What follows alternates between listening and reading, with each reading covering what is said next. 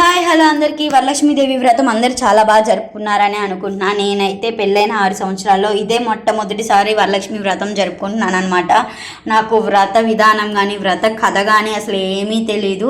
అంతో ఎంతో మా అమ్మ ఉండి ఎక్స్ప్లెయిన్ చేస్తూ కొంచెం దగ్గరుండి చేసుకుంది కాబట్టి నాకు ఆ మాత్రమేనా అర్థమైంది.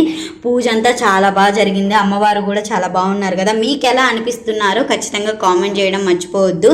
ఫస్ట్ వాయనం అయితే ఇంకా అమ్మకి ఇచ్చేసాను. ఇంకా వాయనం అంతా టయానికి కరెక్ట్గా 12 అవుతుందన్నమాట. నేను మిగతా వాళ్ళని పిలవడానికి కూడా ముందే వెళ్ళానులేండి. పూజ అంతా అయిపోయిన తర్వాత అదే ముత్తైదువులను పిలుస్తారు కదా, అలా వెళ్ళానమాట. వాళ్ళు వస్తారా రారా అని చెప్పి గేట్ కాడ అంతే నుంచొని వెయిట్ చేస్తున్నాను. ఇంకొకటి వాళ్ళు వచ్చారు, హ్యాపీగా తాంబూలం తీసుకొని వెళ్ళారు. నాకు కూడా చాలా హ్యాపీగా అనిపించింది. ఎందుకు అంటే ఫస్ట్ టైం మాకంటూ టైం ఇచ్చి కొంతమంది జనాలు వచ్చి అలా తాంబూలం తీసుకోవడం ఎప్పుడు తీసుకున్నదే లేదనమాట. ఎందుకంటే నేను ఇది ఫస్ట్ టైమే కదా వ్రతం చేయడం, అందుకు నాకు చాలా హ్యాపీగా ఉంది. పూజ అంతా అయిపోయిన తర్వాత మా కన్య ముత్తైదుకు అయితే అదేనండి మా బుజ్జి తల్లికి కూడా తాంబూలం ఇచ్చేసాను.